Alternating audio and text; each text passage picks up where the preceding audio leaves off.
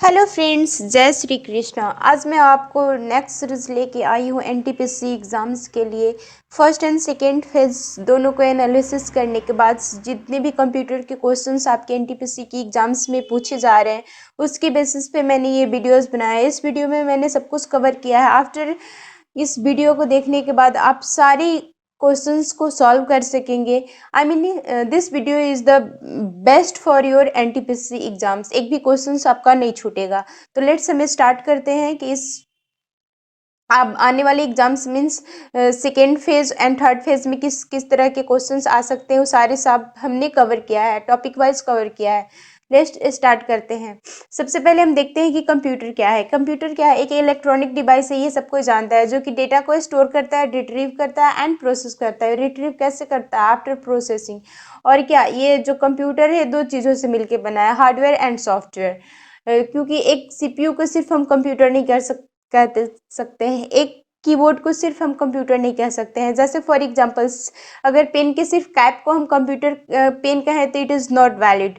Same as it is combination of lots of things, combination of lots of component is called the computer या PC या computer system आप कह सकते हैं। For example जैसे हम दिखाएं, कीबोर्ड है, माउस है, प्रिंटर है, वीडियो है, विजुअल डिस्प्ले मॉनिटर इसको भी कहते हैं, सीपीयू है एंड सो ऑन। आप इसमें स्पीकर ऐड कर सकते हैं, जो भी ऐड कर सकते हैं। Means combination of all components is called the computer system या पीसी सिस्टम। ठीक है, तो ये भी क्वेश्चन आ सकता है कि आपके एग्जाम्स में कि व्हाट इज कंप्यूटर, तो combination of all things is called the computer system या सो ऑन।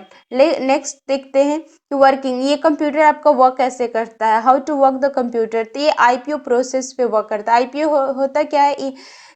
कंप्यूटर ऑटोमेटिक तो कोई वर्क नहीं करता है, हम उसको अपने इंस्ट्रक्शन देते हैं, आई मीन इनपुट देते हैं। देन इनपुट जो हमने दिया है उसके अकॉर्डिंग वो प्रोसेस करता है एंड देन हमें आउटपुट देता है। ऐसा तो होता नहीं है कि हमने उसे बोला कि ओपन करो वर्ड एंड ओपन कर देता है एक्सेल, ऐसा नहीं होता है। हम अगर उसे इंस्ट्रक्शन देते हैं कि हमें वर्ड ओपन करना है तो वो प्रोसेसिंग के बाद हमें वर्ड ही हमारे सामने ओपन होके आता है।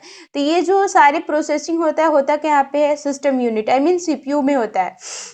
हम इनपुट देते हैं कहाँ से? अपने इनपुट डिवाइसेस से। जो भी इनपुट आपका कीबोर्ड हो गया या माउस हो गया या सो ऑन, जो भी आपकी इनपुट डिवाइसेस हैं उससे हम इनपुट देते हैं एंड देन आउटपुट हमें जो हमारा वीडियो है, जो मॉनिटर है, सामने स्क्रीन है, उस पर डिस्प्ले होता है। तो ये भी आपके पास क्वेश्चंस आ सकता है कि हाउ डज कंप्यूटर वर्क, तो ऑन द आईपीओ साइकिल दे सकता है कि what is the full form of IPO, तो इनपुट प्रोसेस एंड आउटपुट। दो तरह के इसमें क्वेश्चंस आपका बन सकता है। ठीक है, नेक्स्ट हम देखते हैं कंप्यूटर की कुछ हिस्ट्रीज देख लेते हैं, क्योंकि इसमें से एक दो क्वेश्चंस आ सकते हैं आपके। तो फर्स्ट तो चार्ल्स बेबी जो है वो क्या है?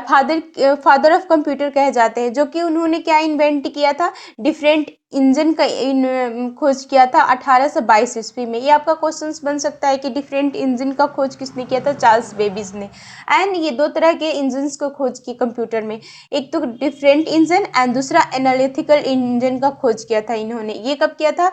1833 में।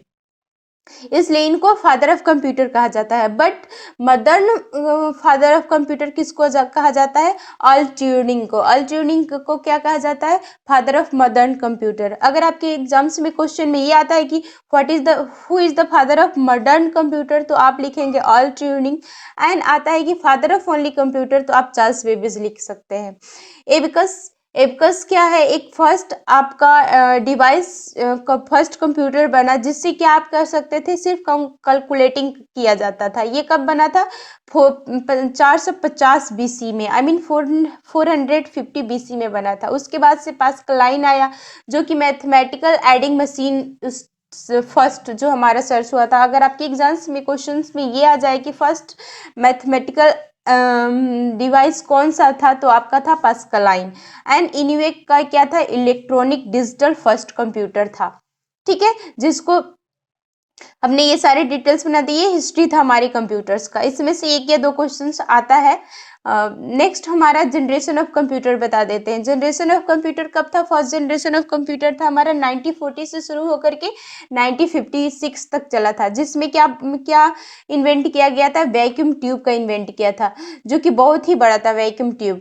वैक्यूम ट्यूब देन सेकेंड में हमारा क्या जनरेट हुआ था? सेकेंड हमारा 1950 से शुरू होकर के 1963 तक चला था, जिसमें ट्रांजिस्टर का इन्वेंशन किया गया था, ट्रांजिस्टर का आविष्कार किया गया था। थर्ड हमारा जो जनरेशन चला था कंप्यूटर का वो 1964 से 1971 तक चला, जिसमें इंटीग्रेटेड सर्किट का आविष्कार किया गया था। फोर्थ जनरेशन में हमारे 1971 से प्रेजेंट अभी भी यूज किया जा रहा है, वो कौन सा है? Micro processor. माइक्रो प्रोसेसर हम अभी भी यूज करते हैं। And fifth generation present beyond, अभी आगे भी आर्टिफिशियल इंटेलिजेंस जितने भी आगे बढ़ रहे हैं, जैसे रोबोट्स बनाए जा रहे हैं, डिफरेंट डिफरेंट तरह के रोबोट्स बना करके हमारे लेबोरेटरी साइंटिफिक रीजन के लिए या होटल्स में डिफरेंट डिफरेंट तरह के आर्टिफिशियल इंटेलिजेंस में क्या इंप्रूवमेंट होता जा रहा है, तो उसको हम फिफ्थ जनरेशन बोलते हैं। तो ये जनरेशन आपको क्लियर हो गया। ये वैक्यूम ट्यूब कैसा था, ट्रांजिस्टर कैसा था, आपके दिमाग में छपे रहे उसके लिए मैंने कुछ फोटोग्राफ्स डाल दिए हैं। जैसे कि फर्स्ट जनरेशन में आपका वैक्यूम ट्यूब का आविष्कार किया गया था। इसमें ये क्या था, जो वैक्यूम ट्यूब का आविष्कार किया गया था, तो ये जो हमारा कंप्यूटर था क्यों ये फेल हो गया? क्योंकि ये जो इसका साइज था बहुत ही बड़ा था और बहुत ज़्यादा कॉस्टली था। जब साइज बड़ा रहेगा तो उसमें बनाने में खर्चा ज़्यादा आ रहा था, इस वजह से कॉस्ट भी बहुत ज़्यादा था, ये 2 रूम के बराबर आता था। ठीक है, उसके बाद सेकेंड जनरेशन में जो हमारा ट्रांजिस्टर आया था ऐसा था। ये भी फर्स्ट जनरेशन से थोड़ा बेहतर वर्क कर रहा था, बट इसका भी क्या था, साइज बहुत ज़्यादा बड़ा था। तो काम करने के बाद से तुरंत इसका जो था वर्क करना ऑफ हो जाता था, फास्ट प्रोसेस नहीं कर सकता था। उसके बाद से हमारा थर्ड जनरेशन में आईसी बना, इंटीग्रेटेड सर्किट, ये है हमारा आईसी। तो ये इस तरह से कंप्यूटर दिखता था, ये भी उतना फास्ट वर्क नहीं कर रहा था। देन हमारा फोर्थ जनरेशन में माइक्रो प्रोसेसर आ गया। माइक्रो प्रोसेसर आया तो इस तरह से हमारे पास कंप्यूटर्स दिखने लगे। ठीक है, तो ये हमारी फोर्थ जनरेशन हुआ। एंड देन फिफ्थ जनरेशन अभी जो हम यूज कर रहे हैं, एंड आगे भी हम फ्यूचर में यूज करते रहेंगे। इसी में क्या, इसी में थोड़ा बड़ा मॉडिफिकेशन करके आगे यूज किया करता जा रहा है। तो ये हमारे, अगर इससे क्वेश्चन आता है जनरेशन, तो इससे आपका क्वेश्चन नहीं छूटना चाहिए। ठीक है, नेक्स्ट हमारा आता है कि जो हमारा कंप्यूटर है उसको हम कितने पार्ट में कैटेगराइज्ड किए हैं। तो हम अपने कंप्यूटर्स को 4 पार्ट में कैटेगराइज्ड किए हैं। एक तो पर्सनल कंप्यूटर, या उसको पीसी या माइक्रो कंप्यूटर भी बोल सकते हैं। दूसरा mini computer, main frame computer and super computer. देखते हैं कि हमारा पर्सनल कंप्यूटर होता क्या है। ये आपका क्वेश्चन आ जाए आपके एग्जाम्स में कि कंप्यूटर्स को कितने पार्ट में कैटेगराइज्ड किया गया है, तो आप यू कैन से डेट की 4 पार्ट में कैटेगराइज्ड किया जा सकता है। पर्सनल कंप्यूटर या माइक्रो कंप्यूटर क्या होता है, इसमें अगर क्वेश्चन आए तो देख लीजिए, हमारे पास डिफरेंट तरह के पर्सनल या माइक्रो कंप्यूटर है। जैसे डेस्कटॉप कोई यूज करता है, कोई लैपटॉप यूज करता है, कोई टैबलेट पीसी यूज करता है, कोई पीडीए यूज करता है, कोई गेम खेलने के लिए गेम कंसोलिंग, या कोई हमारे पास आजकल तो स्मार्टफोन सबके पास है। तो smartphone is also type of mini micro computer या पीसी। ठीक है, क्योंकि हम वो सारे वर्क परफॉर्म कर ले रहे हैं जो कि हम लैपटॉप या कंप्यूटर से कर रहे हैं। ठीक है, ये हमारे सारे थिंग्स अवेलेबल है, सारे फैसिलिटीज अवेलेबल हो जा रही है। तो ये this is the types of personal computer. अगर आपके एग्जाम्स में क्वेश्चन पूछ जाए कि विच टाइप्स ऑफ लैपटॉप या टैबलेट या गेम कंसोल या पीडीए, ये किस तरह के कंप्यूटर्स हैं, तो माइक्रो कंप्यूटर या पर्सनल कंप्यूटर। नेक्स्ट, ये मिनी कंप्यूटर क्या होता है। जैसे कि आप छोटे छोटे ऑफिस में देखे होंगे कि बहुत सारे कंप्यूटर्स लगे होते हैं, उस पर वहाँ पे वर्कर्स एम्प्लॉय वर्क करते हैं, और एक हमारा सर्वर रूम होता है। या हमारे कॉलेजेस में भी ऐसा होता है, कॉलेज में भी होता है कि एक लैब रूम में एक पीसी, बहुत सारे पीसी लगे हुए हैं, एक सर्वर रूम होता है। तो सर्वर रूम जो होता है, जो सर्वर होता है, इसी को हम बोलते हैं मिनी कंप्यूटर। ठीक है, इसके पास कैपेसिटी होती है क्या, बहुत सारे कंप्यूटर्स के वर्क्स को मैनेज करने के लिए। और ये हमारे जैसे कि डिफरेंट टाइप्स के यूजर्स इस पे वर्क कर रहे हैं, सारा कनेक्टेड किससे होता है, सर्वर से। आप जो भी वर्क कर रहे हैं यहाँ से कनेक्टेड होता है।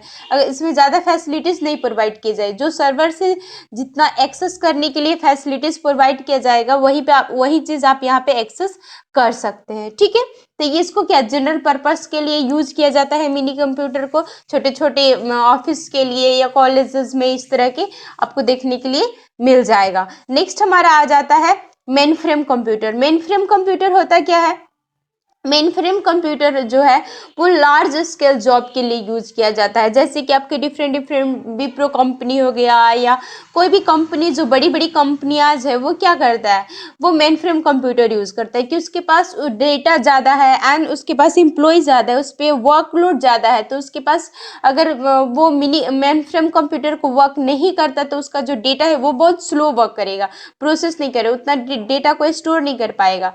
तो ये मेन फ्रेम कंप्यूटर को लार्ज स्केल या बड़े बड़े ऑर्गेनाइजेशन यूज करते हैं। इसके जो इंटरनल मेमोरी होता है वो बहुत ज़्यादा होता है। जैसे फॉर एग्जांपल्स कुछ मेन फ्रेम कंप्यूटर की एग्जांपल्स हैं, जैसे कि IBM 370, IBM S9 390 या यूनिवेक 1110 ETC। ये इस तरह के अगर आपके एग्जाम से पूछते कि नेम अगर पूछ दे मेन फ्रेम कंप्यूटर क्या या IBM 370 किस तरह के कंप्यूटर है, तो ये मेन फ्रेम कंप्यूटर से इसमें से भी क्वेश्चन आ सकते हैं। तो ये मैंने आपको इजी वे में समझा दिया, आप इसको आसानी से कर सकते हैं। नेक्स्ट आ जाता है सुपर कंप्यूटर। सुपर कंप्यूटर क्या है? सुपर कंप्यूटर जो है वर्ल्ड का सबसे लार्जेस्ट कंप्यूटर है, जो कि बहुत ज़्यादा एक्सपेंसिव है। ये जनरल पर्पस के लिए यूज़ नहीं किया जाता है या बड़ी बड़ी कंपनियां भी इसको यूज़ नहीं कर सकती, इसको गवर्नमेंट में यूज़ करता है। जैसे फॉर एग्जांपल्स अगर आपके एग्जाम्स में क्वेश्चन पूछ दिया कि जो साइंटिस्ट है साइंटिफिक रीजन के लिए जो बड़े बड़े कंप्यूटर्स के यूज़ किए जाते हैं, जिसमें कि बहुत माइनर प्रॉब्लम से भी बहुत ज़्यादा गलती हो सकता है, तो ये सारी थिंग्स को ओवरकम करने के लिए सुपर कंप्यूटर का यूज किया जाता है। जैसे कि हमारे पास सुपर कंप्यूटर का कुछ एग्जाम्पल से नेम है, नेम भी पूछ देता है कि what is the name of super computer या परम किस तरह के सुपर कंप्यूटर है, तो किस तरह के कंप्यूटर है, तो ये सुपर कंप्यूटर है। जैसे कि CARY कैरी वन या परम ETC, ये क्या है, ये सारे नेम है सुपर कंप्यूटर का। इसका यूज किस लिए किया जाता है? वेदर फोरकास्टिंग, जैसे कि आजकल हम वेदर फोरकास्टिंग किस लिए, कल बारिश होगी या नहीं होगी, कल मौसम कैसा होगा, कहाँ ओला पड़ने वाला है या क्वेक आने वाली, ये सब कुछ इंफॉर्मेशन हम जान ले रहे हैं कैसे, सुपर कंप्यूटर की मदद से। या बायोमेडिकल रिसर्च के लिए या किसी केमिकल लेबोरेटरी में या कम्प्लेक्स किसी साइंटिफिक रीजन से या डिफेंस एप्लीकेशंस में क्या यूज होता है? सुपर कंप्यूटर यूज होता है। जो इंडिया का फर्स्ट सुपर कंप्यूटर जो बना था इंडिया में हमारा, वो था हमारा परम 800, ठीक है, एट सॉरी परम 8000, ये हमारा था सुपर कंप्यूटर, ठीक है, इंडिया का फर्स्ट। ये समझ में आ गया सुपर कंप्यूटर क्या है। नेक्स्ट अब हम आगे बढ़ते हैं कि कंप्यूटर से हमें बेनिफिट क्या है, व्हाट इज द बेनिफिट। तो बेनिफिट क्या, बेसिकली 5 तरह के बेनिफिट्स होते हैं हमें। पहला तो स्पीड, ये जो भी कैलकुलेशन है बहुत ही फास्ट करता है, compare of anything, compare of us, ये कैलकुलेशन फास्ट करता है। उसके साथ ही साथ एक्यूरेसी, एक्यूरेट रिजल्ट देता है, ये कोई मिस्टेक नहीं करता है। हम कोई मिस्टेक कर भी देंगे बट कंप्यूटर को जैसा हम इनपुट देंगे वैसा ही वर्क करेगा, एक्यूरेटली वर्क परफॉर्म करेगा। दूसरा बेनिफिट, थर्ड बेनिफिट क्या है, स्टोरेज कैपेसिटी, इसके पास स्टोरेज कैपेसिटी बहुत ज़्यादा है, जितना हम चाहे उतना इसमें डेटा स्टोर कर सकते हैं, इंटरनल या एक्सटर्नल स्टोरेज को बढ़ा करके। जैसे इसकी मेजरमेंट हम किस में करते हैं, बाइट्स में, किलो बाइट्स में, मेगा बाइट में, टेरा बाइट में, इसको मैं आगे अच्छे से डिफाइन करूंगी बट अभी के लिए इतना ही जानिए। देन नेक्स्ट डिलीजेंस, डिलीजेंस क्या है इसके पास कि ये इससे कितना भी काम ले लीजिए ये कभी थकता नहीं है। जैसे हम रात दिन अगर 24 घंटा काम करें तो हम थक जाएंगे, बट ये क्या है, कंप्यूटर क्या है, थकता नहीं है। और इससे कितना भी घंटा आप लगातार वर्क करा लीजिए, इसके पास कोई मतलब कोई एरर नहीं आएगी। ऐसा नहीं है कि इसमें आज अभी आप वर्क कर रहे हो 2+2 ये 4 दे रहा है और आफ्टर 5 आवर वर्क कराने के बाद 2+2 8 देगा, ऐसा नहीं है, एक्यूरेट रिजल्ट देगा, आप कितना भी इससे वर्क करा लीजिए। नेक्स्ट आप इससे क्या बेनिफिट है, वर्सटाइल है। वर्सटाइल क्या है कि मल्टीपर्पज वर्क करता है, के लिए वर्क कर सकते हैं, एक ही कंप्यूटर से आप गाना भी सुन सकते हैं, कुछ अपने रिज्यूमे, जैसे कि होता ही है कि हम रिज्यूमे बना रहे हैं, इधर गाना भी लगा दिए, उधर डाउनलोडिंग में भी लगा दिए कोई मूवीज या कोई गेम या कोई एप्लीकेशंस, मीन्स एक ही कंप्यूटर से हम बहुत सारे वर्क परफॉर्म करा सकते हैं। तो ये हो गया वर्सटाइल। तो इसके बेनिफिट्स अगर आ जाते हैं आपके एग्जाम्स में कि कितने बेनिफिट्स है, तो ये आपके पास है या इसमें options fill in the blanks में भी करके ऐसे आ जाएगा। तो इसकी 5 बेनिफिट्स है, speed, accuracy, storage, diligence and versatile, ठीक है। एंड इसकी लिमिटेशन क्या है? लिमिटेशन ये है कि कंप्यूटर कोई चीज डिसाइड नहीं कर सकता, ये अपने आप कोई चीज सोच नहीं सकता कि हमें करना क्या है। जब तक हम इसको इनपुट नहीं देंगे, कंप्यूटर को इनपुट नहीं देंगे, उसके अकॉर्डिंग ये वर्क नहीं करेगा। जो भी कराना है उसके अकॉर्डिंग हमें इसको पहले इंस्ट्रक्शन देना होगा, देन हमें आउटपुट देता है। बिना हमारे इंस्ट्रक्शन के ये कुछ भी नहीं कर सकता है, और इसके पास अपना खुद का आइडिया कुछ नहीं होता है, अपना आइडिया को एक्सप्रेस नहीं कर सकता। हमें ही उसमें जितने भी वर्क कराने उसके अकॉर्डिंग हम प्रोग्रामिंग करते हैं, उसमें एप्लीकेशन डालते हैं, देन वर्क कराते हैं, ठीक है। तो ये हमारा इस कंप्यूटर का लिमिटेशन हो गया, दैट इज द बेनिफिट। इतना आपको अच्छे से समझ में आ गया होगा। आपके एग्जाम्स में अगर क्वेश्चंस आते हैं तो आप अच्छे से कर लीजिएगा, ठीक है। नेक्स्ट आपका आता है कि कंपोनेंट्स, कंप्यूटर के कितने टाइप्स के कंपोनेंट्स हैं। तो हमारे पीसी के डिफरेंट डिफरेंट टाइप्स के कंप्यूटर के कंपोनेंट्स हो गया, जैसे input device, output device, system unit, storage device. देखते हैं कि इनपुट डिवाइस से भी क्वेश्चन ज्यादा पूछता है, input output device and system unit and storage device से, ठीक है। तो इनपुट डिवाइस से किस कौन कौन से हैं? कीबोर्ड हो गया, keyboard is all input device, आप सभी जानते हैं। ये आइदर आपका मोबाइल का हो गया, लैपटॉप का हो गया, या डेस्कटॉप का हो गया, किसी का कीबोर्ड क्या हो गया? Input device. Mouse input device है। Microphone is a input device, क्योंकि हम क्या करते हैं, माइक्रोफोन से हम कोई भी इंस्ट्रक्शन, जैसे हमें किसी से बात करना है तो हम माइक्रोफोन उसमें इंसर्ट करते हैं, देन उससे हम क्या अपनी आवाज को इनपुट देते हैं, मीन्स उसे भेजते हैं, देन वो हमें रिटर्न में हमें सुनाता है। तो microphone is a input device. Then webcam, webcam क्या हो गया कि वेबकैम से हम अपना पिक्चर क्लिक करते हैं, हम अपना इनपुट देते हैं ऑटोमेटिक, बिना अगर हम पिक्चर्स में कोई क्लिक ना करें तो वो हमें पिक्चर डिस्प्ले कहाँ से कराएगा। मीन्स हमें उससे वेबकैम से इनपुट देते हैं, या कहीं हमें वॉइस कॉलिंग करनी है, वीडियो कॉलिंग, किसी कॉन्फ्रेंस के लिए मीटिंग करना है, बात करना है, तो क्या हमें वेबकैम लगाते हैं, क्योंकि हमें क्या करना, अपनी जो इनपुट है वेबकैम के द्वारा कंप्यूटर्स को देना है, सीपीयू को बताना है कि हमें अपना वेबकैम से इनपुट, ये अपना फोटोज एंड ऑडियो जो भी है रिकॉर्ड करके देना है। Then scanner, scanner is also input device, क्योंकि ये स्कैन करता है, मीन्स हमें ये आउटपुट नहीं देता है, जो भी हमें डॉक्यूमेंट्स या फोटोज या जो चीज को भी क्या करना है, स्कैन करके हमें स्कैन करके डॉक्यूमेंट्स बनाने हैं। तो scanner is also input device. Then light pen, light pen क्या है? लाइट पेन जैसे कि हम किसी भी इनपुट के लिए, जैसे मैं ये पॉइंटर यूज कर रही हूँ, this is the also the input दे रहा है, मैं जो मैं करा रही हूँ उसके अकॉर्डिंग वह कर रहा है। एंड जॉयस्टिक, जॉयस्टिक क्या होगा? Joystick is also type of mouse जिससे कि हम गेम खेलते हैं, ठीक है। Barcode reader, barcode reader is also input device. Mall में जाते हैं, मॉल में जाते हैं तो जो भी हमारे प्राइस होते हैं गुड्स के, वो क्या करता है, इनपुट एक बारकोड रीडर लिया रहता है, क्लिक करेगा, देन जो भी उस पर लिखा हो गया वो इनपुट ले लिया, एंड ऑटोमेटिक हमारा प्राइस हमारे सामने, हमारे पास बिल पकड़ा देता है। तो barcode reader is also input device. तो ये सारे इनपुट डिवाइस हो गए। इसमें से कोई भी अगर इनपुट डिवाइस के नाम पूछता है तो आप आसानी से बता सकते हैं कि कौन सा इनपुट डिवाइस है। जैसे आ गया कि barcode reader is a which types of device, is a input device. Scanner is a which types of device, the input device, ठीक है। इस तरह के क्वेश्चंस आ सकते हैं। नेक्स्ट हमारा आता है आउटपुट डिवाइस। आउटपुट डिवाइस क्या हो गया? मॉनिटर हो गया, जिसपे हम स्क्रीन, जैसे कंप्यूटर का स्क्रीन हो गया, लैपटॉप का स्क्रीन हो गया, तो उस पर हम क्या देखते हैं? आउटपुट देखते हैं, जो हमने इंस्ट्रक्शन दिया उसका आउटपुट हमें डिस्प्ले होता है। हमने सिस्टम ऑन किया तो हमें मॉनिटर पे डिस्प्ले होता है कि हाँ योर विंडो इज स्टार्टिंग या वटेवर जो भी लिख कर आता है, तो वो क्या हमारे स्क्रीन पे आता है। तो screen is a monitor. Then printer, print हम लेते हैं, कोई भी डॉक्यूमेंट्स का लेना है, रिज्यूमे का लेना है, लेटर का लेना है, एप्लीकेशन का लेना है, या किसी भी डॉक्यूमेंट्स का प्रिंट लेना है, हार्ड कॉपी लेना है, किसी बुक का लेना है, तो क्या करते हैं? प्रिंट लेते हैं। प्रिंट लेते हो क्या होता है? हमारे पास आउटपुट हमारे पास में आके हमें डिस्प्ले कराता है कि हाँ इन हैंड हमें आउटपुट दिख रहा है, मिल रहा है। देन स्पीकर, स्पीकर क्या होता है? It is also output device, क्योंकि हमने उसमें अपनी कंप्यूटर में गाना प्ले किया तो जो भी हमने गाना प्ले किया, जो प्रोसेसिंग हो रहा है वो हमें सुनाई देता है, हमें बजता है।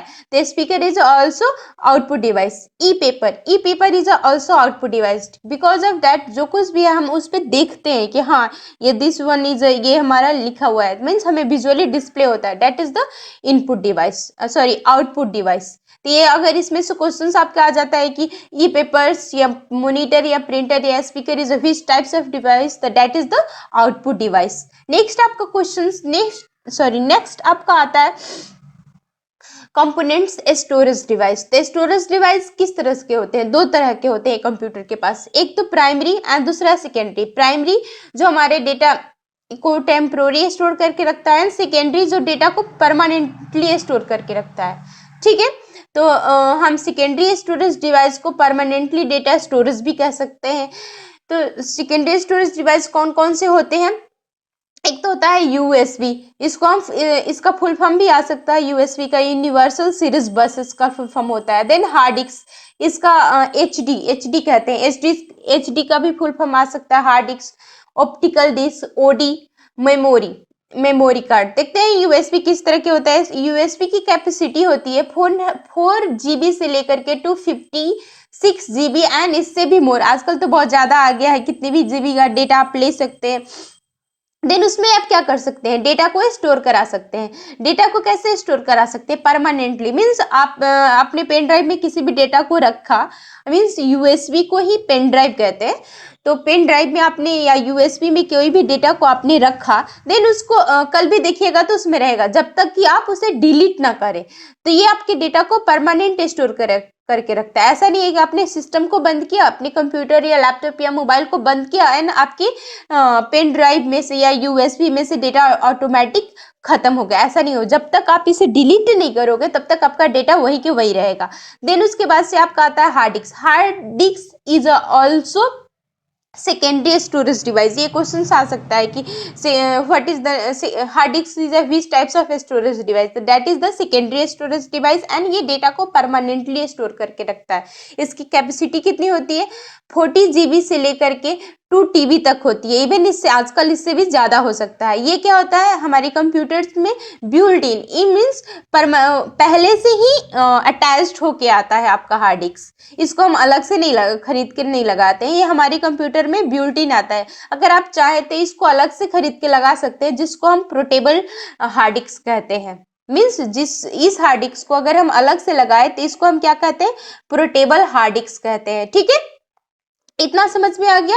अब नेक्स्ट हम बढ़ते हैं ऑप्टिकल डिस्क की तरफ। तो ऑप्टिकल डिस्क क्या होता है आपको पता है, आप सभी लोग जानते हैं कि ये राउंड शेप में होता है, ये प्लास्टिक से कोटेड होता है, ये मेटल से बना होता है एंड सीडी जैसे हो गया आपका, डीवीडी हो गया, ब्लू रे डिस्क हो गया, ये इसको हम सबको क्या बोलेंगे? ऑप्टिकल डिस्क बोलेंगे। जो सीडी की कैपेसिटी होती है कितने डेटा को स्टोर करके रख सकता है? 700 MB डेटा को स्टोर करता है। जो डीवीडी है वो कितना डेटा को स्टोर करके रख सकता है? इसकी कैपेसिटी क्या होती है? ये कैपेबल होता है 4.7 GB डेटा को स्टोर करके रखता है डीवीडी। क्योंकि डीवीडी में क्या होता है? छोटा होता है, उसमें बहुत सारे अपने डेटा को आप स्टोर करके रख सकते हैं, बहुत सारे सॉफ्टवेयर को भी स्टोर करके रख सकते हैं। ठीक है, देन ब्लू रे डिस्क हो गया। ब्लू रे डिस्क क्या हो, इसका कैपेसिटी क्या है? ये 50 GB डेटा से लेकर के आपका और ज़्यादा, आजकल मार्केट में इससे ज़्यादा भी मिलने लगे हैं। मीन्स स्टार्टिंग इसका 50 GB डेटा को स्टोर करके रख सकता है। अगर इससे आपका क्वेश्चन आता है कि डेटा कितना कितना स्टोर करके रख सकता है, या ऑप्टिकल डिस्क कौन सा होता है, सीडी किस तरह के डिस्क है, तो इसको हम इसका कम्पैक्ट डिस्क, इसको फुल फॉर्म होता है सीडी का कम्पैक्ट डिस्क। ठीक है, तो इस तरह से आप अपने एग्जाम्स में क्वेश्चंस को कर सकते हो। मैं एकदम एग्जैक्ट टॉपिक वाइज क्लियर कर रही हूँ कि आपको कोई दिक्कत ना हो। नेक्स्ट आपका आता है मेमोरी कार्ड। मेमोरी कार्ड क्या होता है? मेमोरी, अब यू नो कि हम जो यूज करते हैं वो क्या होता है? रेक्टेंगुलर शेप में होता है, एक चिप की तरह होता है। ये हमारे स्मार्टफोन्स में भी लगे रहते हैं, मोबाइल्स में भी लगे रहते हैं, जिसकी कैपेसिटी कितनी होती है? कैपेसिटी 64 GB से लेकर के 8 GB से लेकर के 32 GB से लेकर के इवन मोर, जितना आप चाहो अकॉर्डिंग टू नीड आप इसको यूज कर सकते हो। देन ये जो सिस्टम यूनिट, अब हम आ जाते हैं सिस्टम यूनिट के पास। सिस्टम यूनिट क्या होता है? ये मेमोरी जो होता है, ये मैं बता रही हूँ सिर्फ आपके स्मार्टफोन्स के लिए। जो मेमोरी होता है लैपटॉप के लिए या कंप्यूटर्स के लिए वो अलग होता है, रैम एंड रोम, जो कि मैं आगे बताऊंगी। अभी हम आते हैं सिस्टम यूनिट क्या होता है, जिसमें कि हमारा जो कंप्यूटर्स है वो सेवरल डिफरेंट कंट्रोल करता है, आई मीन्स उसको प्रोसेस करता है, जितने भी आप इलेक्ट्रॉनिक्स कंपोनेंट्स है उसको प्रोसेस करता है, किसमें, सिस्टम यूनिट के थ्रू। जैसे हो गया आपका मदरबोर्ड, प्रोसेसर, मेमोरी। मदरबोर्ड क्या हो गया, मदरबोर्ड में किस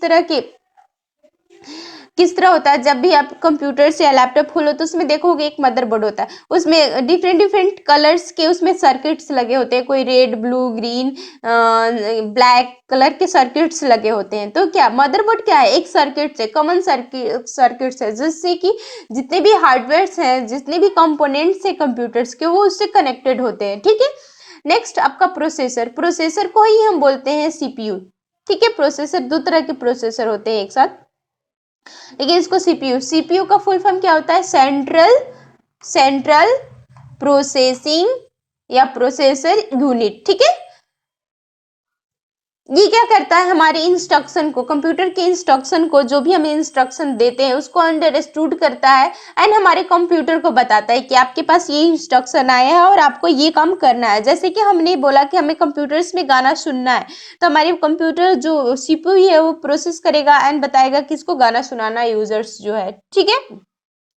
ये सिलिकॉन्स का बना होता है एंड ये क्या होता है, इंटीग्रेटेड सर्किट है, ये प्लेन होता है, ठीक है। छोड़िए, आप इतना रीड करने के लिए टाइम नहीं है, इसका जो मेन थिंग्स है उसको मैं बता दे रही हूँ, आप इसे स्क्रीनशॉट लेके पढ़ सकते हो, ठीक है। अगर आपको बाद में पढ़ना है तो इसका आप स्क्रीनशॉट ले लीजिए और इसको पढ़ सकते हैं, ठीक है। जो हमारा ये प्रोसेसर है, सीपीयू है, वो दो कंपोनेंट्स एक साथ मिलकर वर्क करता है। कौन कौन, सीपीयू में एक तो होता है आपका control unit and then arithmetic logic unit, ALU, जिसका फुल फॉर्म होता है। अर्थमेटिक लॉजिक यूनिट क्या करता है, जितने भी मैथमेटिकल कैलकुलेशन है, जितने भी मैथमेटिकल ऑपरेशन परफॉर्म कराते हैं हम कंप्यूटर से, या जैसे कि फंक्शंस की का वर्क कराते हैं, वो कहाँ पे वर्क करता है, अर्थमेटिकल लॉजिक यूनिट, ALU से वर्क करता है। एंड जो भी कंट्रोल यूनिट क्या करता है, वो हमारे दूसरी इंस्ट्रक्शन को कंट्रोल करता है, प्रोसेस करता है एंड हमारे ऑल वर्क को परफॉर्म करता है। दोनों का काम अलग अलग है। इतना आपको समझ में आ गया। अगर आपके एग्जाम्स में क्वेश्चन आ जाता है कि ALU क्या है, तो एक प्रोसेसर है, या कंट्रोल यूनिट क्या है, तो इसे आप अच्छे से, या सीपीयू क्या, अच्छे से आप डिफाइन कर सकते हैं, बता सकते हैं, ठीक है। नेक्स्ट आ जाता है मेमोरी। मेमोरी जैसे कि हमने बताया था कि कंप्यूटर में दो तरह की मेमोरी होती है, एक तो आपका प्राइमरी मेमोरी और सेकेंडरी मेमोरी। प्राइमरी मेमोरी हमारे data, secondary memory permanent data को स्टोर करके रखता है, जो कि डिफरेंट टाइप्स का था, मैंने पिछले स्लाइड्स में बता चुके हैं। अब आते हैं प्राइमरी मेमोरी। प्राइमरी मेमोरी क्या है, जो प्राइमरी मेमोरी है वो सिस्टम यूनिट का बहुत ही एसेंशियल कंपोनेंट है। इसके बिना हमारा कंप्यूटर किसी भी डेटा को स्टोर कर ही नहीं सकता, हमारा कंप्यूटर ओपन हो ही नहीं सकता है। बिकॉज ऑफ दैट, कि अगर हमारे पास स्टोरेज डिवाइस नहीं रहेगा, प्राइमरी मेमोरी, या इसको हम मेन मेमोरी भी कहते हैं। अगर आपके एग्जाम्स में क्वेश्चन पूछे कि मेन मेमोरी क्या है या प्राइमरी मेमोरी क्या है, तो ये क्या है, हमारे डेटा मेन मेमोरी या प्राइमरी मेमोरी रैम या रोम को बोलते हैं, ठीक है, जो कि हमारे कंप्यूटर का बहुत ही एसेंशियल कंपोनेंट है, ठीक है। ये डेटा एंड सारे कंपोनेंट्स इंफॉर्मेशन को स्टोर करके रखता है, इंस्ट्रक्शन देता है। ये क्या होता है, जो मेन मेमोरी होता है उसके मेन क्या वर्क क्या होते हैं, जो भी सॉफ्टवेयर हम इंस्टॉल करते हैं उसको कंट्रोल करता है, उसको मेंटेन करता है एंड देन जितने भी हमारे पास डेटा है हम इनपुट देते हैं उसके अकॉर्डिंग प्रोसेस करके हमें रिजल्ट प्रोवाइड करता है, ठीक है, रिजल्ट प्रोवाइड करता है। मीन्स जो भी मेन मेमोरी हो डेटा को क्या करता है, जितने भी हमारे सॉफ्टवेयर है उसमें, जितने भी सॉफ्टवेयर चल रहे हैं हमारे कंप्यूटर्स में, जितने भी सॉफ्टवेयर चल रहे हैं, चाहे वो आपका किसी भी तरह के सॉफ्टवेयर है, आगे मैं सॉफ्टवेयर का बताऊंगी, तो वो सॉफ्टवेयर को क्या करता है, मेंटेन करता है। देन कंप्यूटर को हमने जो भी इंस्ट्रक्शन दिए हैं वो सारे इंस्ट्रक्शन को मैनेज करता है, स्टोर करके रखता है। तो ये कौन कौन से होते हैं, जो हमारे मेन मेमोरी या प्राइमरी मेमोरी होते हैं, दो तरह के होते हैं, एक रैम एंड दूसरा रोम। अगर आपके एग्जाम्स में क्वेश्चन आ जाए कि मेन मेमोरी का नाम बताइए, तो रैम या रोम, या ROM is which types of memory, अगर उसमें ऑप्शन दिया हो main memory, primary memory, secondary memory and so on, तो आप प्राइमरी या मेन पे मारिएगा, ठीक है। अगर इसमें एग्जाम्स में एक और ऑप्शन आ जाता है कि what is the name of volatile memory, तो वोलेटाइल मेमोरी जो होता है आपका वो रैम होता है, रैंडम एक्सेस मेमोरी, ठीक है। रैंडम एक्सेस मेमोरी, जैसे कि मैं भी आपके स्क्रीन पे पढ़ा रही हूँ और ये जो स्क्रीन हमारा जो दिख रहा है, डिस्प्ले हो रहा है, वो किस मेमोरी में डिस्प्ले हो रहा है, रैम पर, रैंडम एक्सेस मेमोरी। जैसे कि आपने जो कुछ भी ओपन करा, अपने लैपटॉप में ओपन किया, जैसे ही ओपन होकर के आपके सामने आता है एंड जैसे ही आप उसे क्लोज करते हो तो आपके सिस्टम से वो हट जाता है, तो क्या आपके डेटा जो है वोलेटाइल मेमोरी में स्टोर होकर के, रैम में स्टोर होकर के आपको डिस्प्ले हो रहा होता है, ठीक है। तो what is the name of volatile memory या what is the name of primary memory, अगर आपके एग्जाम्स में क्वेश्चंस आते हैं तो आप क्या लिखोगे, रैम। इसका फुल फॉर्म आएगा तो random access memory. Non volatile memory क्या होता है, ROM, read only memory. Read only memory क्या करता है कि इसमें सिर्फ और सिर्फ आप इसमें रीड कर सकते हो, कुछ एडिट नहीं कर सकते हो, ठीक है। इसमें एडिटिंग नहीं कर सकते हैं, सिर्फ और सिर्फ आप क्या कर सकते हैं, उसको आप रीड कर सकते हैं। तो ये जो दोनों मेमोरी है, both memory is very important, very essential for our computer. इसके बिना हमारा कंप्यूटर का सिस्टम यूनिट वर्क नहीं करेगा, ठीक है। तो दो तरह के मेमोरी होते हैं जो कि आप समझ चुके हैं, प्राइमरी एंड सेकेंडरी मेमोरी, दोनों आप समझ। इसमें से क्वेश्चन आएगा तो मुझे नहीं लगता है कि आपका छूटेगा। देन अब आ जाते हैं हम सॉफ्टवेयर पे कि उस कंप्यूटर के सॉफ्टवेयर क्या होते हैं। सॉफ्टवेयर क्या होता है, जैसे कि हमारा सिर्फ कंप्यूटर है, सिर्फ उसका हार्डवेयर है, तो वो तो अकेले वर्क करेगा नहीं, तो उसको वर्क कराने के लिए सारे कंपोनेंट्स, कंप्यूटर के सारे कंपोनेंट्स को वर्क कराने के लिए हमें सॉफ्टवेयर की रिक्वायरमेंट होती है कि वो एक साथ वर्क करे। तो वो सारे कंपोनेंट्स एक साथ वर्क करे, उसके लिए हमें सॉफ्टवेयर इंस्टॉल करना होता है। एंड इंस्टॉल करने के लिए हम क्या करते हैं, अपने कंप्यूटर में डिफरेंट डिफरेंट टाइप के ऑपरेटिंग सिस्टम को इंस्टॉल करते हैं। जैसे कि हम ऑन करते हैं, तो ऑन करते हैं तो हमारा सीपीयू वर्क कर रहा है कि नहीं, हमारा माउस वर्क कर रहा है कि नहीं, कीबोर्ड वर्क कर रहा है कि नहीं, ये सारे कंपोनेंट्स को भी वर्क कराने के लिए हमें सॉफ्टवेयर पहले इंस्टॉल करते हैं। जब हम खरीद के न्यू न्यू लेके आते हैं तो वो प्री डिफाइंड इंस्टॉल रहते हैं, उसके बाद से किसी किसी में ऑपरेटिंग सिस्टम इंस्टॉल रहता है तो वो करता है, अगर नहीं रहता है तो वो इंस्टॉल करता है, ठीक है। तो ये सॉफ्टवेयर होता क्या है, सेट ऑफ इंस्ट्रक्शन होते हैं, सेट ऑफ प्रोग्राम्स होते हैं। जैसे कि आपको अलग अलग वर्क के लिए हमें अलग अलग प्रोग्रामिंग करनी होती है। जितने भी सॉफ्टवेयर इंजीनियर्स होते हैं क्या करते हैं, अलग अलग प्रोग्रामिंग करते हैं, प्रोग्रामिंग करके उसके बाद से उसको सॉफ्टवेयर, उसको एक सेटअप तैयार कर देते हैं, सेटअप तैयार करके आपको दे देंगे, वही आप इंस्टॉल करते हैं, ठीक है। तो किसी भी पर्टिकुलर वर्क को कंप्लीट करने के लिए, परफॉर्म करने के लिए हमें क्या होता है कि भी जैसे हमारे सामने कोई प्रॉब्लम क्रिएट होता है तभी तो हम उसका सॉल्यूशन ढूंढते हैं। तो जब भी हमारे पास कोई नया प्रॉब्लम शुरू होता है तो हम उसका प्रॉब्लम मीन्स, जैसे कि हमें कोई गाना सुनना है हमारे लैपटॉप में अभी सपोज कोई सॉफ्टवेयर नहीं डला है, तो हम उसके लिए VLC मीडिया प्लेयर या वेक्स प्लेयर कोई भी इंस्टॉल करेंगे। जब प्लेयर कोई भी इंस्टॉल करेंगे तभी तो हम उस गाना को प्ले कर पाएंगे। हमारे पास ऑपरेटिंग सिस्टम जैसे कि विंडोज 8 हो गया, 10 हो गया, 7 हो गया, विंडोज 97 हो गया, कोई भी आप या कोई भी ऑपरेटिंग सिस्टम जब आप डालोगे तो उस पर वर्क करोगे, तो डिफरेंट डिफरेंट तरह के सॉफ्टवेयर्स होते हैं जो कि क्या किसी भी पर्टिकुलर वर्क को कंप्लीट करने के लिए इंस्टॉल किया जाता है। और वो सॉफ्टवेयर बने कैसे होते हैं, बहुत सारे प्रोग्रामिंग लैंग्वेज को यूज करके प्रोग्राम्स लिखे जाते हैं किसी पर्टिकुलर वर्क को कंप्लीट करने के लिए, वो होता है हमारा सॉफ्टवेयर। तो ऐसे एग्जाम्स में आपका क्वेश्चन आएगा तो आप बता सकते हो कि व्हाट इज सॉफ्टवेयर, ही आ गया। तो सॉफ्टवेयर क्या है, सेट ऑफ इंस्ट्रक्शन है या सेट ऑफ प्रोग्राम्स है जो कि किसी पर्टिकुलर कॉमन ऑब्जेक्टिव को कंप्लीट करने के लिए यूज किया जाता है। इसका स्क्रीनशॉट ले सकते हैं एंड पढ़ सकते हैं, ठीक है। जैसे कि आपका विंडोज 8 हो गया, ये ऑपरेटिंग सिस्टम है।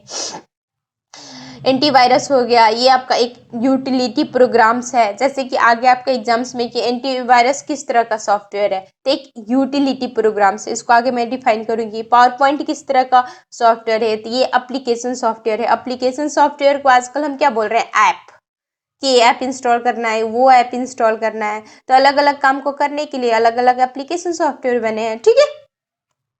नेक्स्ट टाइप्स ऑफ सॉफ्टवेयर हम देख लेते हैं। टाइप्स ऑफ सॉफ्टवेयर कितने तरह के होते हैं, जैसे operating system and utility programmes. Operating system क्या है, ऑपरेटिंग सिस्टम जैसे विंडोज का हो गया विंडोज 8, विंडोज 10, विंडोज 97, 95, या आपका हो गया लिनक्स, मैक ओएस, ये सारे क्या है डिफरेंट डिफरेंट तरह की ऑपरेटिंग सिस्टम है। एंड यूटिलिटी प्रोग्राम्स क्या हो गया एंटीवायरस, आजकल डिफरेंट डिफरेंट तरह के एंटीवायरस भी आ गया, जैसे आ गया आपका एवास्ट का है, और एवास्ट का हो गया, एंड सोन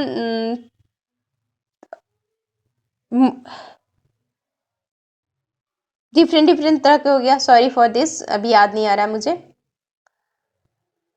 नेक्स्ट आपका आ गया एप्लीकेशन सॉफ्टवेयर। ये क्या हो गया सॉफ्टवेयर, एक तो ऑपरेटिंग सिस्टम भी दो तरह के होते हैं, एक तो हमारा हो गया different and utility programs, and then उसके बाद से एप्लीकेशन सॉफ्टवेयर जिसको हम एप्स बोलते हैं अलग अलग वर्क को परफॉर्म करने के लिए। जैसे वर्ड में हमें कोई डॉक्यूमेंट्स रिज्यूमे तैयार करना, बायोडेटा बनाना है तो हम वर्ड का यूज करेंगे। एक्सेल किसी भी डेटा को रो एंड कॉलम के फॉर्मेट में रिप्रेजेंट कराने के लिए, या कोई मैथमेटिकल कैलकुलेशन के लिए हम क्या करते हैं एक्सेल का यूज करते हैं। पावर पॉइंट कोई भी स्लाइड्स या प्रेजेंटेशन ऑफिस में देने के लिए, या कॉलेज में जो प्रोजेक्ट्स का प्रेजेंटेशन देना होता है तो उसके लिए हम क्या पावर पॉइंट का यूज करते हैं। गेमिंग सॉफ्टवेयर डिफरेंट डिफरेंट तरह के गेम्स आ गए आजकल जिसको हम इंस्टॉल करते हैं उसके एप्स एंड उसको खेलते हैं। Windows media player different different तरह के आ गए हैं जिसको हमें नेट चलाना है तो हम डिफरेंट डिफरेंट तरह के ब्राउजर्स इंस्टॉल करते हैं। जैसे अभी जो चाइना वाला बंद किया है यूसीजी ब्राउजर, उसको वो भी क्या था एक वेब ब्राउजर था, एंड हमारे इंडिया जो बैन कर दिया, चाइना वाला ने इंडिया बैन कर दिया, तो वो एंड क्रोम हो गया, मोजिला फायरफॉक्स हो गया, ये हो गया, डिफरेंट डिफरेंट तरह के हो गए। नेक्स्ट ये सारी एग्जाम्स में अगर आता है तो बताइएगा, ज़्यादा इससे क्वेश्चन से नहीं पूछेगा, ये आ सकता है आपका ऑपरेटिंग सिस्टम से, ठीक है। ये यूनिक्स क्या है तो एक ऑपरेटिंग सिस्टम है, लिनक्स क्या है तो एक ऑपरेटिंग सिस्टम है, एमएस डॉस क्या है तो एक ऑपरेटिंग सिस्टम है, एंटीवायरस किस तरह का सॉफ्टवेयर है तो यूटिलिटी प्रोग्राम्स है, ठीक है। एप्लीकेशन सॉफ्टवेयर ये सब आप जान ही गए। नेक्स्ट आपका आता है, इससे भी क्वेश्चंस पूछता है Word, Excel and PowerPoint. Word, Excel and PowerPoint is the part of Microsoft Office, not only 2013 में, कोई भी आप वर्जन ले सकते हैं, 2019, 10, 7, माइक्रोसॉफ्ट का कोई भी वर्जन आप इंस्टॉल कीजिए। मैं 13 पे बता रही हूँ कि 13 मुझे अच्छा लगता है इस पर वर्क करना, ठीक है। तो ये क्या है एमएस वर्ड, अगर हमें कोई भी डॉक्यूमेंट्स तैयार बनाने हैं, कोई रिज्यूमे राइट करना है, बायोडेटा बनाना है, कोई एप्लीकेशन राइट करना है, किसी प्रोजेक्ट्स का कोई भी प्रोजेक्ट को का नोट्स तैयार करना है कॉलेजेस का, तो हम क्या करते हैं हम एमएस वर्ड का यूज़ करते हैं, एमएस वर्ड का यूज़ करते हैं। एंड इसके जो पेज होता है, जो डॉक्यूमेंट्स होता है, उसको सेव किस एक्सटेंशन से करते हैं, .docx, .docx। बट .doc क्या करता है, .doc करता है ये कि जो भी हमारा पहले विंडोज 7 के पहले, वर्ड 7 के पहले जो भी हमारा वर्जन आया था वर्ड का उसको हम सेव करते थे तो .doc लिख के आता था। But after 7, word 7, my MS office 7 के बाद क्या आने लगा, जैसे ही हम अपनी एप्लीकेशन को सेव करते हैं तो .docx, ये क्यों x आता है हम अपने मेरे दूसरे वीडियोज में आप देख सकते हैं जिसमें हमने वर्ड पढ़ाया है, ठीक है। फिलहाल इतना ही। आपके एग्जाम्स में क्वेश्चन पूछ सकता है कि what is the extension of word, तो आप वर्ड का वर्जन दिया होगा अगर कि 13, 19 या 7 तो किसका, तो .doc मारिएगा, .docx मारिएगा, सॉरी। एंड अगर दोनों ऑप्शंस एक साथ नहीं दिया रहेगा, अगर ये ऑप्शंस नहीं दिया है तो .doc मारिएगा, अगर ये ऑप्शन नहीं दिया है तो ये मारिएगा, ठीक है। अगर आपका पूछता है पहले कि एक्सपीओग्राम में कौन सा वर्जन था जो, तो ये। अब उसके बाद से एक्सेल में भी सेम एज इट इज अपने डेटा को किसी भी अपने डेटा को रो एंड कॉलम के फॉर्मेट में रिप्रेजेंट कराना है, जैसे कोई अपने स्टूडेंट का मार्कशीट तैयार करना है या एनीथिंग्स, तो आप क्या करेंगे एक्सेल में अपने एक्सेल पे वर्क करेंगे। इसको कैसे सेव करेंगे, .xlsx, अगर आपका एग्जाम्स में क्वेश्चन आ जाता है कि what is the extension of Excel, तो आप .xls ही मारिएगा, ठीक है। अगर ये ऑप्शन नहीं दिया रहेगा, ये ऑप्शन रहेगा, तो ये ऑप्शन मारिएगा, क्योंकि ये सेम एज इट इज जो 7 के पहले, MS ऑफिस 7 के पहले 2007 के पहले जो डॉक्यूमेंट्स थे तो हम उसको सेव करते थे .xls, लेकिन अब जितने भी लेटेस्ट हैं उसको हम किस से सेव करते हैं, जैसे ही सेव करते हैं उसका एक्सटेंशन बाय डिफॉल्ट आपका क्रिएट हो जाएगा .xls x, ठीक है। जैसे PPT पावर पॉइंट के अपने डेटा को प्रेजेंटेशन में डिस्प्ले कराना है, ठीक है। इसको बहुत सारे बच्चे हमारे अपने कॉलेज में क्या बोलते हैं, PPT स्लाइड, PPT क्या है, ये बोलते हैं PPT। लेकिन अब जो है PPT वर्ड 2007 के पहले बोला जाता था, बट अब क्या हो गया है, इसका एक्सटेंशन जो नेम है वो है .pptx। अगर आपके एग्जाम्स में क्वेश्चन आता है, अगर ऑप्शंस ये दे पहले तो यही मारिए, अगर नहीं है तब ये मारिएगा, ठीक है, क्योंकि ये पहले यूज होता था, अब नहीं यूज होता है। और एक बात, ये PPT नहीं होता है, इसका एक्सटेंशन होता है, ये पावर पॉइंट होता है, ठीक है। नेक्स्ट मैं इसको अगर आपको डिटेल्स में देखना है तो मेरा Excel and Word and PowerPoint के वीडियोज आप देख सकते हैं, इसको मैं डिटेल्स में बताई हूँ, इसकी इंटरफेस। अगर आपके इसके इंटरफेस के बारे में भी अगर क्वेश्चंस पूछता है, जैसे क्वेश्चंस आपका पूछ देगा, मैं ओपन करके थोड़ा सा दिखा देती हूँ वर्ड।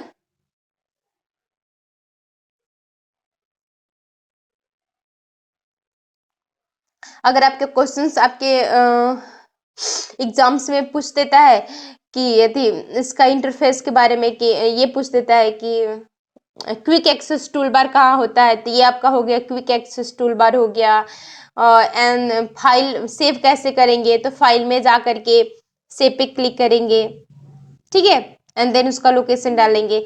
या आपका क्वेश्चन पूछ देता है कि वर्ड डॉक्यूमेंट को सेव कैसे करेंगे, शॉर्टकट की बताइए, तो Ctrl+S करके आप बता सकते हैं, ठीक है। तो ये आपका ओपन हो गया वर्ड डॉक्यूमेंट्स का। इसका एक्सटेंशन क्या होता है, जो ये .docx, ठीक है। और जो बाय डिफॉल्ट इसका नेम क्रिएट होके आता है वो document1 आता है, ठीक है। इसका नाम भी किसी के कभी कभी हम देखते हैं किसी एग्जाम्स में ये पूछ देता है, या इसके मैं प्रीवियस ईयर के क्वेश्चंस पेपर देखा था तो वहां पे ये दिया था कि वर्ड के किस नाम, वर्ड का जो प्री डिफाइंड फाइल ओपन होके आता है वो किस नाम से सेव होता है, किस उसका नाम क्या होता है, तो ये होता है document1, ठीक है, document1 होके आता है।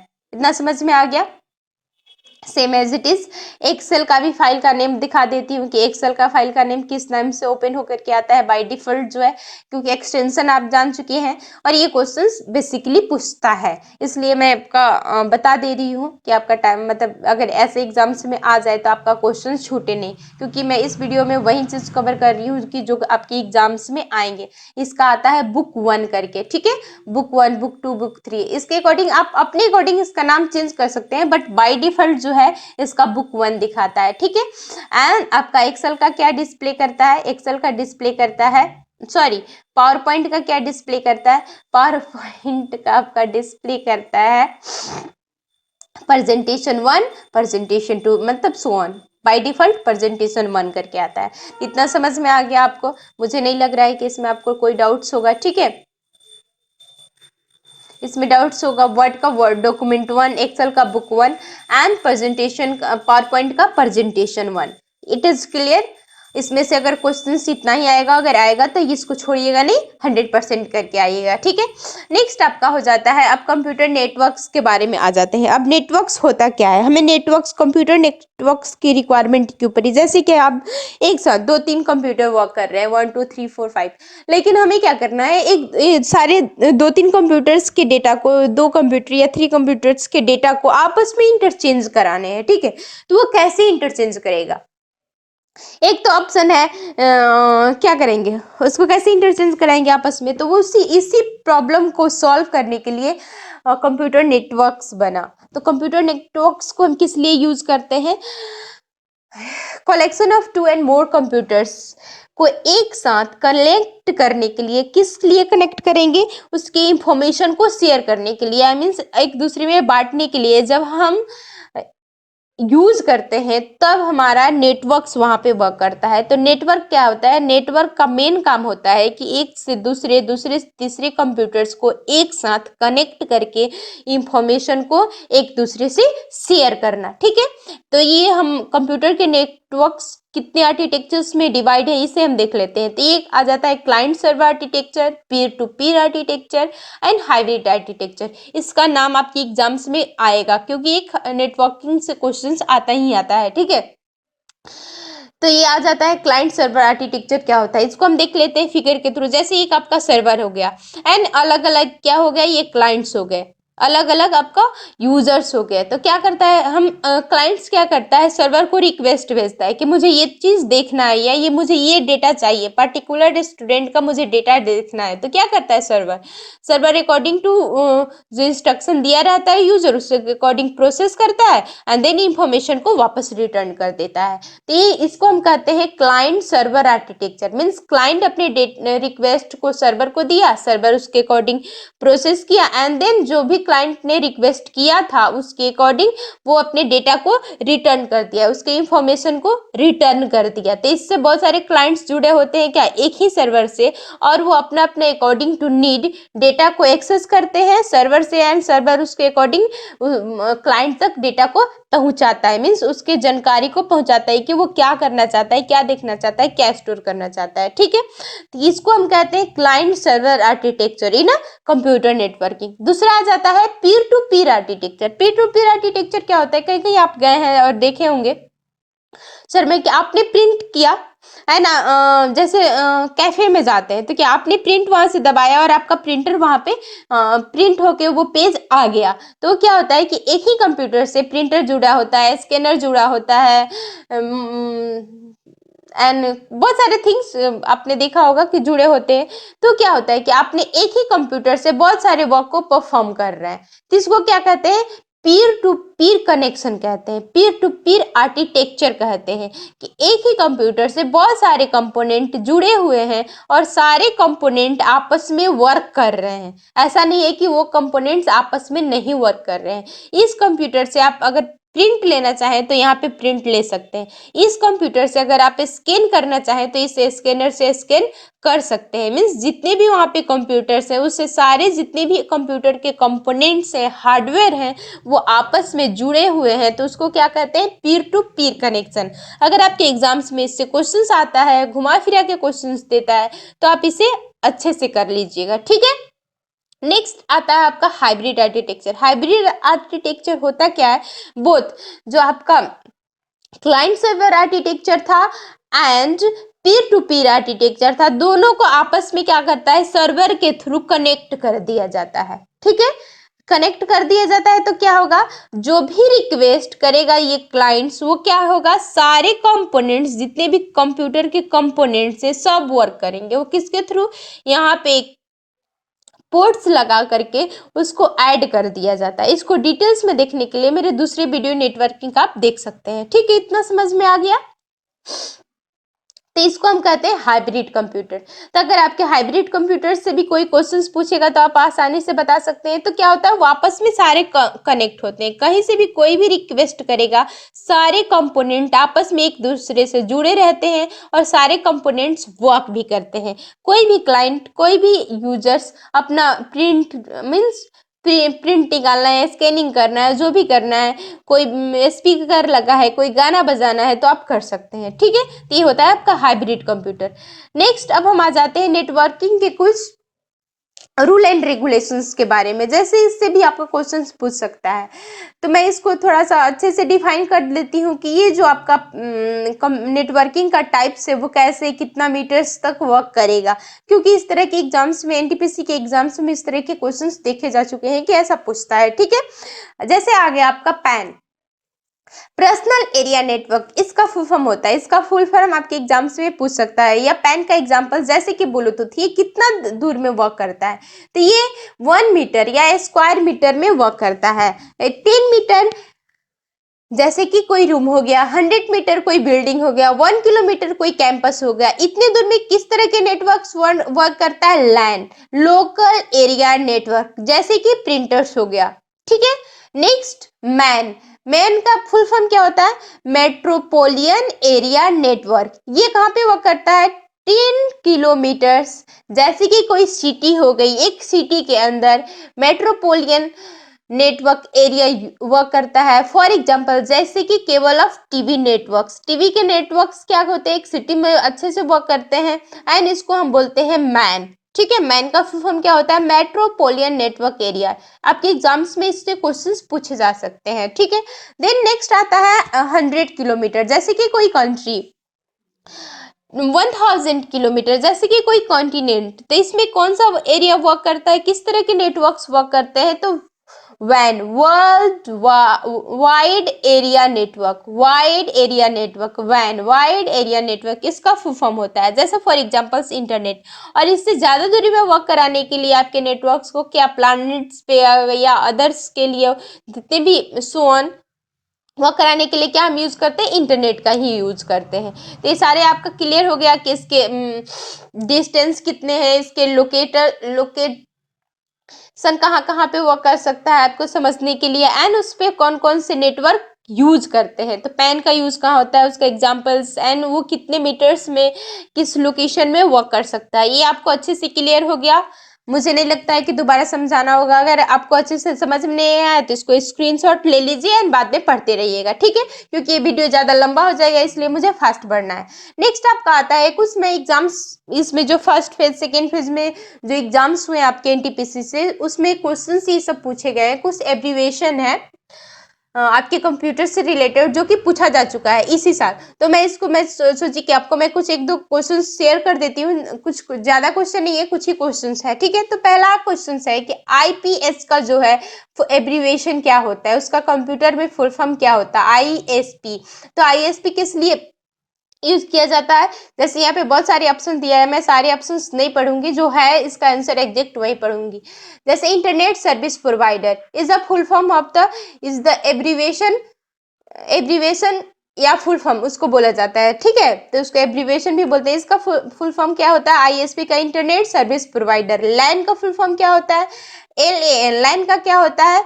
Local area network. क्या होता है? Local area network. जैसे कि अभी मैं प्रीवियस वीडियो में दिखाई हूँ यहाँ पे कि लैन क्या होता है? Local area network. और इसके कैसे वर्क करता है? मीटर एंड डिस्टेंस में आप देख सकते हैं। देन आपका क्वेश्चन आया था आपके एग्जाम्स में, इसी एनटीपीसी के एग्जाम्स में, JPEG.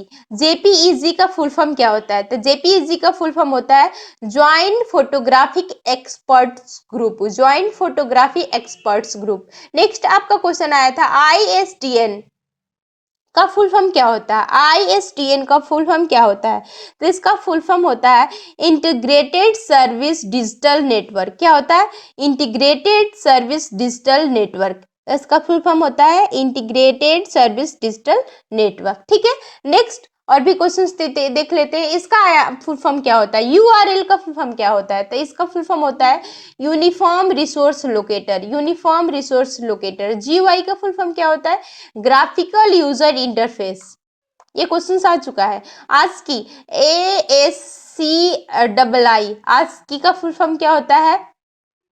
American standard code for information interchange, information interchange. इसका बी ऑप्शन सही है। ठीक है, तो इसका ऑप्शन सी सही है, इसका बी सही है, एंड इसका भी बी सही है। ठीक है, इतना समझ में आ गया आपको। अब नेक्स्ट आते हैं कुछ एब्रीवेशन है उसके फुल फॉर्म्स जो कि बहुत ही इंपॉर्टेंट है आपके एग्जाम्स में। ये एब्रीवेशन देख लेने के बाद से आपको कहीं और देखने की जरूरत नहीं, क्योंकि इसी एब्रीवेशन में से भी आपका क्वेश्चन आएगा। जितना भी एनटीपीसी के एग्जाम्स में क्वेश्चन आएगा इसी में से ही आएगा, क्योंकि मैं फर्स्ट एंड सेकेंड फेज को एनालिसिस करने के बाद से ये वीडियोज बना रही हूँ आपके लिए स्पेशली। ठीक है, तो कंप्यूटर, कंप्यूटर का फुल फॉर्म क्या होता है? Commonly operated machine particular use for trade, technology, education and research. ALU का फुल फॉर्म होता है आपका अर्थमेटिक लॉजिक यूनिट। एआई का फुल फॉर्म क्या होता है? एआई का एब्रीवेशन होता है artificial intelligence. API, application program interface. ठीक है, application program interface. ASP, ASP का होता है active service page. Algo, algo को बोला जाता है एल्गोरिथम भी, ठीक है, एल्गो को एल्गोरिथम भी बोला जाता है। तो एल्गो का फुल फॉर्म क्या होता है? ALGOL, ALGOL इसका फुल फॉर्म होता है arithmetic language, arithmetic algo algorithm sorry algorithmic language, ठीक है। नेक्स्ट आपका आता है AVI, AVI का फुल फॉर्म होता है ऑडियो वीडियो इंटरलेव, आस्की, ये आपका एग्जाम्स में क्वेश्चंस आ चुका है। इसका फुल फॉर्म होता है American standard code for information interchange, American standard code for information interchange. AUI, AUI का फुल फॉर्म होता है अटैचमेंट यूनिट इंटरफेस, AUI का फुल फॉर्म होता है attachment unit interface. BDC, BDC का फुल फॉर्म होता है binary coded decimal. BCC, BCC आप कहाँ पे यूज करते हैं? BCC आप यूज करते हैं मेल्स में, जितने भी मेल्स भेजते हैं उसमें BCC भी होता है। BCC का फुल फॉर्म क्या होता है? Blind carbon copy. Then basic, basic का फुल फॉर्म आपका होता है, बहुत बार आपने कंप्यूटर में बेसिक सुना होगा, बेसिक का फुल फॉर्म होता है beginners all purpose symbolic instruction code, ठीक है। BMP, BMP का फुल फॉर्म होता है bit map. BIOS, BIOS, BIOS का फुल फॉर्म होता है basic input output system, basic input output system. Next आते हैं CC, CC का भी यूज आपके मेल्स में होता है, इसका फुल फॉर्म होता है कार्बन कॉपी। नेक्स्ट आपका आता है CAI, CAI का फुल फॉर्म होता है computer added instruction, computer aided instruction. CDA, CAD इसको बोलते हैं, डिजाइनिंग के लिए यूज किया जाता है, कंप्यूटर एडेड डिजाइनिंग। CD का फुल फॉर्म होता है compact disk. CPU, you know all, central processing unit. CSS क्या होता है? कैस्केडिंग स्टाइल शीट, जिसका हम HTML में यूज करते हैं, ठीक है। CUI क्या होता है? Character user interface. CMD command के लिए यूज होता है। DOS क्या होता है? Disk operating system. DVD का यूज क्या होता है? सॉरी, DVD का फुल फॉर्म क्या होता है? Digital versatile disk. DLL किसका पार्ट है? आपका DS का है, डेटा स्ट्रक्चर का पार्ट है। DLL का फुल फॉर्म होता है data definition language, data definition language. DML is also part of DS। इसका भी होता है data manipulation language, data manipulation language. इसको अगर आपको डिटेल्स में पढ़ना हो तो कमेंट्स कीजिएगा, मैं DS आपको अच्छे से पढ़ा दूंगी। देन आपका होता है DNS का फुल फॉर्म होता है डोमेन नेम सिस्टम। उसके बाद से आपका आता है DARPANET, डिपार्टमेंट। डार्कनेट का फुल फॉर्म होता है defence advance research project agency network. Then आपका आता है DNA का फुल फॉर्म होता है distributed net internet architecture. DNA का फुल फॉर्म क्या होता है? Distributed internet architecture. It is the very important, ये आपका क्वेश्चन नेक्स्ट एग्जाम्स में आ सकता है। उसके बाद से आता है EROM। रोम का तो यू नो कि रीड ओनली मेमोरी होता है, बट EROM का क्या होता है? EROM का फुल फॉर्म होता है erasable read only memory, erasable read only memory, जिसको हम इजरेबल मतलब इरेजर भी हम कर सकते हैं उस मेमोरी को, वो होता है erasable read only memory. Next आपका आता है ENIAC। ENIAC का फुल फॉर्म क्या होता है? Electronic numerical integrator and calculator. Next आपका आता है FTP का फुल फॉर्म फाइल, ये गलती से ये लिखा चुका है, इसका होता है फाइल ट्रांसफर प्रोटोकॉल। FT का फुल फॉर्म होता है फाइल ट्रांसफर प्रोटोकॉल। GIF का फुल फॉर्म होता है graphic interchangeable format, graphic interchangeable format. GUI का फुल फॉर्म होता है ग्राफिकल यूजर इंटरफेस। HTTP का होता है hyper text transfer protocol. HTTPS HTTPS का होता है hyper text transfer protocol secure. HTML hyper text markup language. IP internet protocol, internet protocol होता है किसका, IP का। नेक्स्ट आता है IPv4। IPv4 क्या होता है, इंटरनेट प्रोटोकॉल वर्जन 4। एक और आता है IPv6, तो उसका हो जाएगा इंटरनेट प्रोटोकॉल वर्जन 6। देन आपका आता है जार। जार क्या है, JAR is a part of Java. Java जो प्रोग्रामिंग है, इसका होता है जावा आर्चिव। जार, जार का फुल फॉर्म होता है जावा आर्चिव। J2EE, J2EE का फुल फॉर्म होता है Java two platform enterprise edition. JS Java subscript. JSP Java server page. KBPS में जो आप इंटरनेट चलाते हो कि कितनी KBPS का स्पीड चल रहा है, ये पूछते हो ना, तो उसका होता है किलोबाइट्स पर सेकेंड, मीन्स किलोबिट्स या किलोबाइट्स पर सेकेंड। ट्रिपल एल का फुल फॉर्म होता है low level language. High level language भी होता है, एक लो लेवल लैंग्वेज होता है। ट्रिपल एल का फुल फॉर्म होता है लो लेवल लैंग्वेज। उसके बाद से आपका आ जाता है NTP। NTP का फुल फॉर्म होता है नेटवर्क टाइम प्रोटोकॉल। उप्स, इसको उप भी बोला जाता है, ठीक है, उप्स भी। तो इसका फुल फॉर्म होता है ऑब्जेक्ट ओरिएंटेड प्रोग्रामिंग लैंग्वेज। उसके बाद से आता है PDF। PDF का फुल फॉर्म होता है पोर्टेबल डॉक्यूमेंट फॉर्मेट। PDF का फुल फॉर्म क्या होता है, पोर्टेबल डॉक्यूमेंट फॉर्मेट। नेक्स्ट आपका आता है PHP। PHP का फुल फॉर्म होता है hyper text pre processor. Hyper text pre processor, PHP का फुल फॉर्म होता है हाइपर टेक्स्ट प्री प्रोसेसर। क्यों होता है PHP के, आप मेरे वीडियोस में देख सकते हैं। उसके बाद से आता है RDBMS। RDBMS का फुल फॉर्म होता है relational database management system. Relational database management system, इसका भी मैं एक अलग से ही क्लास लेती हूँ। उसके बाद से आता है आपका SMPS। SMPS का फुल फॉर्म होता है switch mode power supply. Switch mode power supply. SMTP का फुल फॉर्म होता है simple mailing transfer protocol. SQL का फुल फॉर्म होता है structure query language. Structure query language. उसके बाद से आपका आता है TCP का फुल फॉर्म होता है ट्रांसमिशन कंट्रोल प्रोटोकॉल। URL का फुल फॉर्म होता है uniform resource locator. USB universal series बस। UI यूजर इंटरफेस, जहां पे आप कुछ भी देखते हो, आउटपुट मिलता है आपको, उसको हम कहते हैं, किसी भी एप्लीकेशंस का आउटपुट मिलता है उसको हम बोलते हैं यूजर इंटरफेस, जहां पे यूजर कनेक्ट हो सके। XML क्या होता है, एक्सटेंसिबल मार्कअप लैंग्वेज। याहू का फुल फॉर्म क्या होता है, यट अनदर हेरिकल ऑफिशियस ओरेकल। देन आपका आता है विजीए का फुल फॉर्म होता है वीडियोग्राफिक एरे। एंड वायरस का फुल फॉर्म होता है vital information resource under sized. Next आपका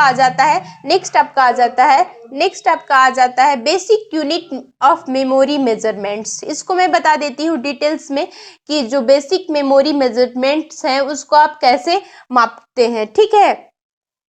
तो डिफरेंट तरह के हैं, लेकिन मैं इसको एक ही वीडियोज में कवर कर रही हूँ, इसको आप ध्यान से देखिएगा क्योंकि इसमें भी क्वेश्चंस पूछे जाते हैं। जितने भी ये फुल फॉर्म है इसको आप 2-3 बार सुन लीजिएगा स्पीड में करके। आई मीन्स नॉर्मल फॉर्म में मैंने 2x या 3x में, सॉरी 2x या आगे करके बढ़ा कर सुन लीजिए, क्योंकि जितने भी ये फुल फॉर्म हमने एब्रीविएशन बताया इसी में से क्वेश्चंस आपके एग्जाम्स में आएंगे, क्योंकि मैंने एनालिसिस किया है, देखा है कि इतने में से ही क्वेश्चंस आएंगे। एंड नेक्स्ट आपका मेमोरी मेजरमेंट्स किस तरह के कंप्यूटर्स में होते हैं वो मैं बता देती हूँ। 1 बिट मीन्स होता है बाइनरी डिजिट 0 to 1 के फॉर्मेट में बाइनरी डिजिट आपका कंप्यूटर समझता है। कुछ भी आप एंटर करते हुए ABC या कोई भी वर्ड्स, वो कुछ भी नहीं समझता है। वो क्या, सबको क्या कन्वर्ट कर देता है 0 and 1 के फॉर्मेट में, जो कि आपका सिस्टम यूनिट प्रोसेसिंग करता है, उसी फॉर्मेट में हमको हमारे फॉर्मेट में करके रिटर्न करता है।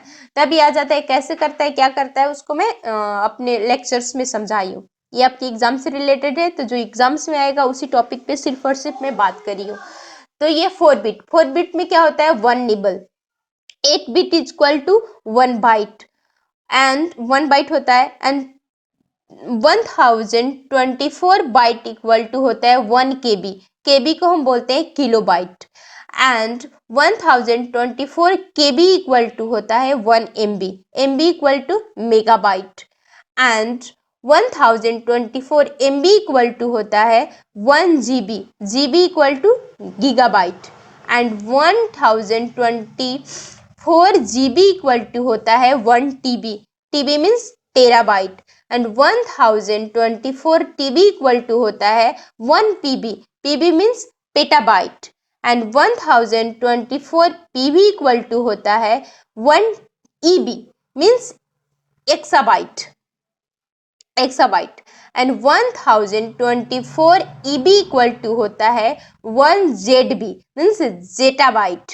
ठीक है, ZB का फुल फॉर्म होता है zettabyte, and 1024 ZB equal to होता है 1 YB मीन्स योटाबाइट। ठीक है, 1 योटाबाइट, UB का फुल फॉर्म, YB का फुल फॉर्म होता है yottabyte, and 1024 UIB equal to होता है 1 BB मीन्स ब्रोंटोबाइट। BB का फुल फॉर्म होता है brontobyte, and 1024 BB equal to होता है 1 ज्यूपोबाइट। ये आपके सारे जो मेजरमेंट्स हैं कंप्यूटर के बेस वो क्लियर हो गए। इसके अलावा दैट इज द कंप्लीटेड। इसके अलावा जितना भी मैंने पढ़ाया है इसको आप 1 बार 2 बार 3 बार सुन लीजिए फास्ट में करके, इसी में से क्वेश्चंस आपका पूछेगा, इसके अलावा नहीं पूछेगा। इतना के लिए thank you and all the best for your exams. जय हिंद, जय भारत।